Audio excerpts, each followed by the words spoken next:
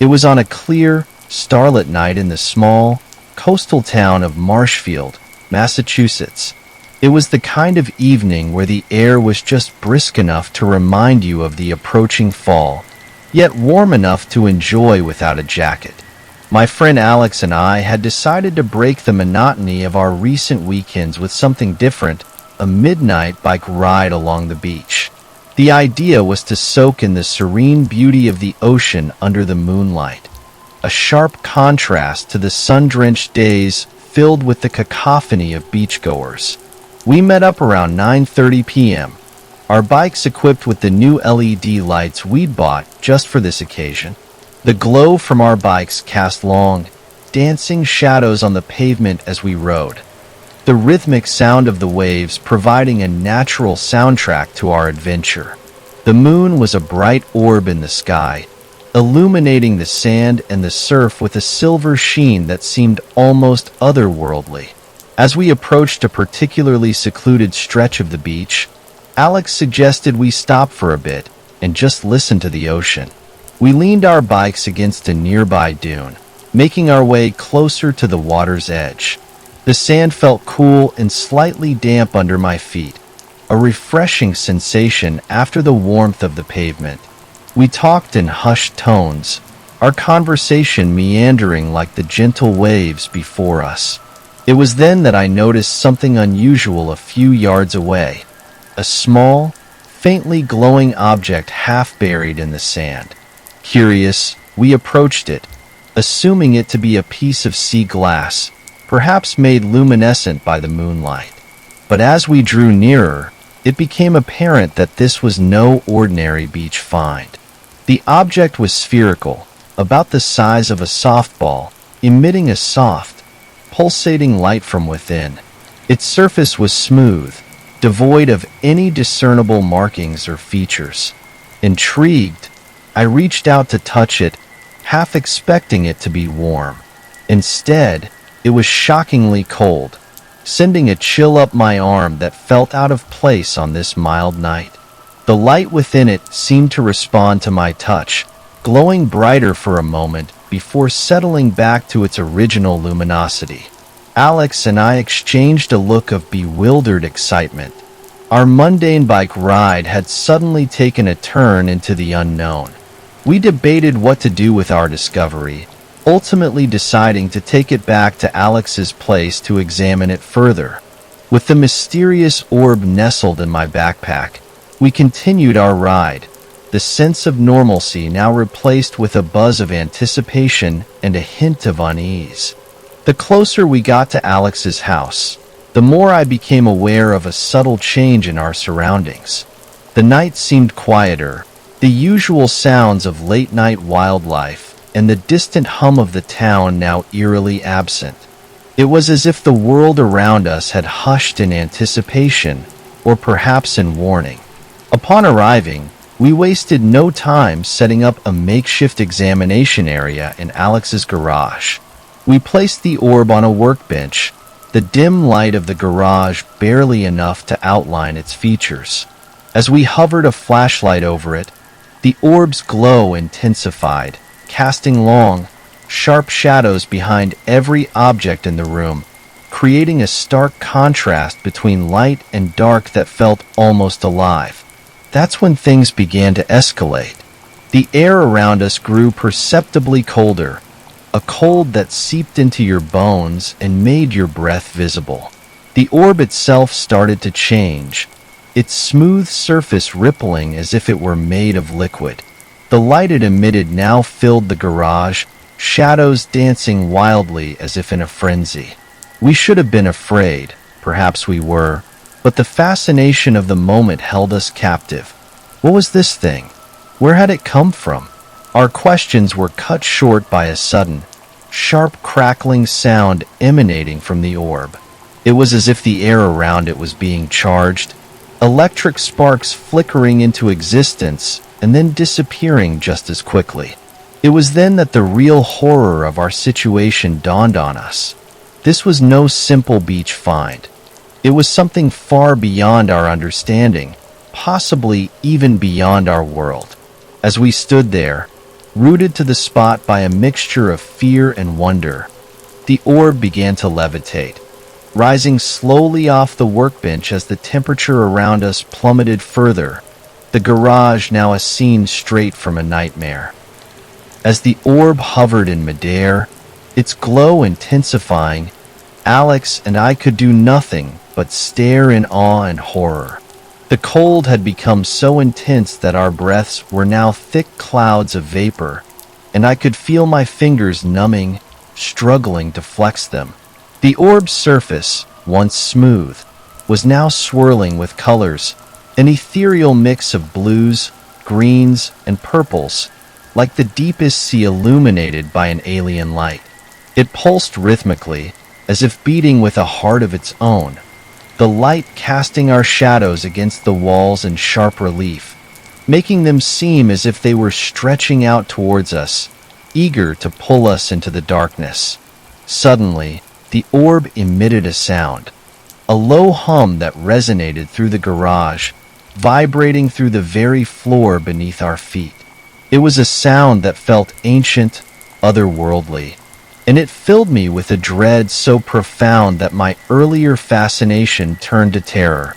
Alex and I exchanged a glance, wordlessly agreeing that we needed to get rid of it, to put as much distance between us and this thing as possible. With a courage I didn't feel, I stepped forward, intending to shove it into my backpack and throw it back onto the beach. But as soon as I moved towards it, the orb's light flared, and the garage was filled with a blinding flash. When my vision cleared, the orb was gone, vanished as if it had never been there. The absence of its glow left us in near total darkness, the only light coming from the thin slice of the moon visible through the small garage window. The cold receded as quickly as it had come, the air returning to the mild night temperature, as if the orb's presence had been a figment of our imagination. We searched the garage, thinking it might have fallen or rolled away, but there was no sign of it. It was as if the orb had simply ceased to exist, or perhaps had returned to wherever it had come from. Neither of us spoke much after that. What was there to say? We had encountered something inexplicable, something that defied understanding. The next few days were uneasy. Alex confessed to feeling the same. We debated going back to the beach to look for it, but a deep, instinctual fear held us back. Whatever that orb was, whatever powers it possessed, we were better off leaving it alone. In the weeks that followed, life gradually returned to normal, or as normal as it could be after such an experience. We talked less about the orb, each of us silently agreeing to put it behind us. But the memory of that night, of the cold and the light and the sound, remains vivid in my mind. Sometimes, late at night, when the world is quiet and the moon casts long shadows on the ground, I find myself thinking about the orb, about where it might have come from and what it wanted. I never believed in omens until that night at the edge of Route 29. The day began with an interview for what I hoped would be my ticket out of endless temp jobs. Decked out in my best suit, I felt like nothing could stop me. That was until my car decided to give up the ghost right in the middle of nowhere. With my phone battery dead and the sun sinking below the horizon, my options were limited. That's when I spotted the neon sign in the distance, a beacon in the encroaching darkness, Luna's Rest Motel. Walking into Luna's Rest was like stepping into another era. The lobby was decked out in a style that could only be described as vintage chic, with vinyl records adorning the walls and a jukebox that seemed to hum with life. The lady at the front desk, who introduced herself as Luna, wore a smile that seemed too sincere for a motel clerk. She handed me the key to room 12, her bracelets clinking melodically with the motion. Room 12 felt like a sanctuary after the day's misfortunes. The decor was a continuation of the lobby's vintage charm, with an old rotary phone and a lamp that cast a warm, inviting glow across the room. Collapsing onto the bed, I couldn't help but think my luck was turning around. But as night fell, the peculiarities of Luna's rest began to surface. It started with the phone. The rotary phone, which I had assumed was just for show, began to ring. Picking it up, I was greeted by silence, followed by a soft, static-filled melody that seemed both foreign and eerily familiar. I hung up, brushing it off as a prank or a weird quirk of the motel. Then, there was the mirror.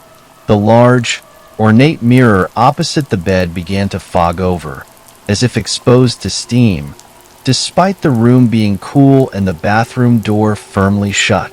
As I watched, words began to form in the condensation. "Stay with us." The chill that ran down my spine wasn't from the night air. I ventured outside my room, seeking answers, or at least a distraction. The motel, however, seemed deserted. The other rooms were silent, the windows dark. The lobby was empty, the jukebox now silent, its previous hum a memory. Even Luna was nowhere to be found. The sense of isolation was palpable, the silence oppressive. As I stood there, contemplating my next move, the air around me began to cool further. A faint whisper carried on the breeze, a whisper that seemed to call my name. Turning around, I saw nothing but the empty corridor stretching out behind me. The decision to leave was immediate. Gathering my things, I rushed to the lobby, intent on leaving the key and escaping this place. But the door wouldn't open. Despite my efforts, it remained firmly shut, as if sealed by an unseen force. That's when the laughter started. A soft, mocking laughter that seemed to come from everywhere and nowhere. The records on the wall vibrated with the sound. The jukebox flickered to life, playing a tune that seemed to mock my attempts to leave. I was trapped, a realization that hit me with the weight of 1,000 bricks. Luna's Rest, with its vintage charm and welcoming facade, was a prison, and I was the latest inmate. The night stretched on, each tick of the clock in the lobby a reminder of my situation. The laughter had faded, but the sense of being watched had not. I tried to make sense of what was happening, to find a logical explanation, but logic had no place here. It was then that Luna reappeared, her smile gone, replaced by a somber expression. She sat beside me in the lobby, her eyes meeting mine with a seriousness that made my heart sink. "Luna's Rest is not what it seems," she began, her voice barely above a whisper. "This place, it chooses who stays, and it doesn't let go easily." I listened, stunned, as she recounted the history of the motel. Built in the late 50s, it had been a haven for travelers, a place of rest and respite. But something had shifted. The motel, imbued with the energy of all who had passed through, had taken on a life of its own. It started to crave company, to keep guests with it forever. The phone calls, the messages, the laughter. "It's the motel," Luna explained. "It's lonely. It wants to keep us here, to never let us leave." The absurdity of the situation was overwhelming. A motel with a will of its own? It was the stuff of bad fiction. Yet, here I was, living it. The evidence was undeniable. The creeping fog on the mirror, the unopenable door, the eerie calls. "Why are you telling me this?" I asked, my voice tinged with desperation. "Because there's a way out," Luna said, a flicker of hope in her eyes. "It requires a sacrifice, though. The motel needs to be appeased, to be given something in exchange for your freedom." The choice presented to me was unthinkable. To leave, to escape the grips of this sentient motel, I would have to give up something precious, something irreplaceable. Luna spoke of a ritual, one that had been performed by those few who had managed to leave Luna's Rest behind. The night waned as we prepared, Luna guiding me through each step with a solemnity that belied the motel's earlier cheer. As the ritual reached its crescendo, I felt the motel's grip on me loosen, the oppressive atmosphere lifting. The door that had been unyielding opened with a creak, the night air fresh and inviting. Stepping outside, the first hints of dawn painted the sky. The motel behind me felt different, subdued. Luna stood at the threshold, a bittersweet smile on her face. "You're free to go," she said. "But remember, Luna's rest is always here, waiting for those in need of respite. Be sure to warn them of its price." The drive away from Luna's rest was surreal, the events of the night replaying in my mind. The motel receded in my rearview mirror, but the memories of that night lingered, a haunting reminder of my brush with the inexplicable. As I rejoined the world, the sun rising on a new day, I couldn't help but wonder about Luna's rest. Was it still out there, waiting for its next guest, its next victim? The thought sent a shiver down my spine. The motel on Route 29 was more than just a place to stay. It was a lesson in the unexplained, a testament to the mysteries that lie just beyond the edge of understanding. And me? I was one of the lucky ones. I escaped, but Luna's rest, with its neon sign flickering in the twilight, would always be a part of me, a chapter in my life that I could never fully close.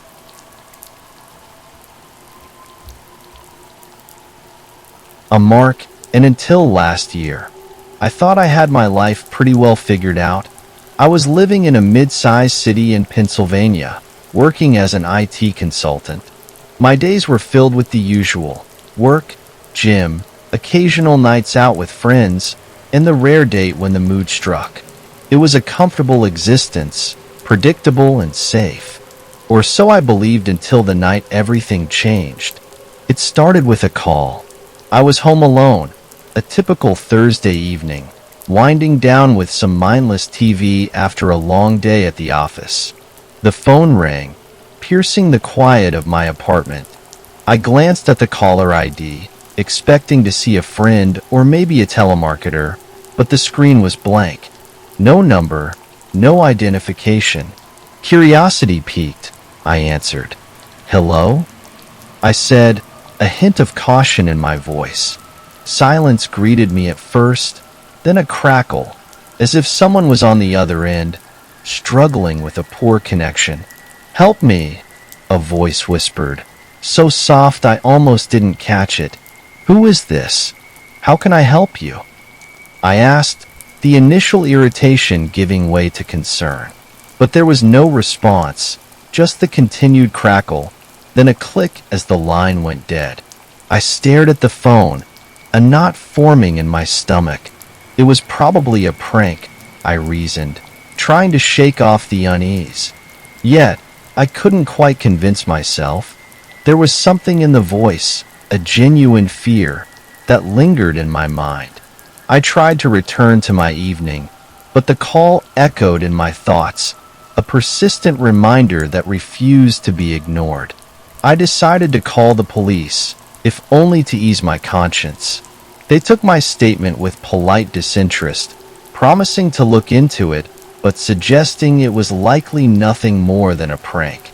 Days passed, and the incident began to fade, relegated to the back of my mind as life's regular rhythms resumed their sway. That is until a week later, when it happened again. The same blank caller ID, the same crackle, and the same whispered plea, "Help me." This time, panic tinged the voice, a desperate urgency that sent shivers down my spine. "Who are you? What's wrong?" I asked, heart pounding. "Please," was all they said before the line went dead once more. This couldn't be a coincidence, nor could it be a prank. Not anymore. The fear in that voice was too real, too raw to be fabricated. I called the police again, this time insisting they do something, anything to trace the call or find the person on the other end. They promised to investigate further, but warned me that without a number, their options were limited. Sleep became elusive after that second call. I found myself jumping at the slightest noise, every ring of the phone a cause for alarm. The sense of safety that my mundane life had provided was shattered, replaced by a gnawing anxiety that I couldn't shake. Then came the third call. It was late, well past midnight, and I had been lying awake, staring at the ceiling, dreading the sound I now expected. When it came, I answered immediately, a mix of fear and determination in my voice. "Help me, please," the voice said, a sob breaking through the words. "He's going to find me." "Who? Who's going to find you?" I asked, desperation creeping into my voice. But it was too late. A scream pierced the night, a sound so filled with terror that it froze my blood. Then, silence. The police took me more seriously after that. They traced the call as best they could, which wasn't far. The signal was bounced off multiple towers, a deliberate obfuscation that left us with more questions than answers. They advised me to change my number, to try and remove myself from whatever game was being played. I followed their advice, but the damage was done. The fear, once a stranger, had become a constant companion. Weeks turned into months with no further calls, but the shadow of those nights lingered. I found myself looking over my shoulder, jumping at shadows, the echo of that final scream haunting my dreams. It wasn't until much later that the truth came to light, a random chance discovery by the police in a separate investigation. The calls had been part of a twisted game by a man now caught, his victims chosen at random, their fates sealed by his madness. The voice on the other end of the line, a young woman, had been real, her pleas for help a terrifying reality.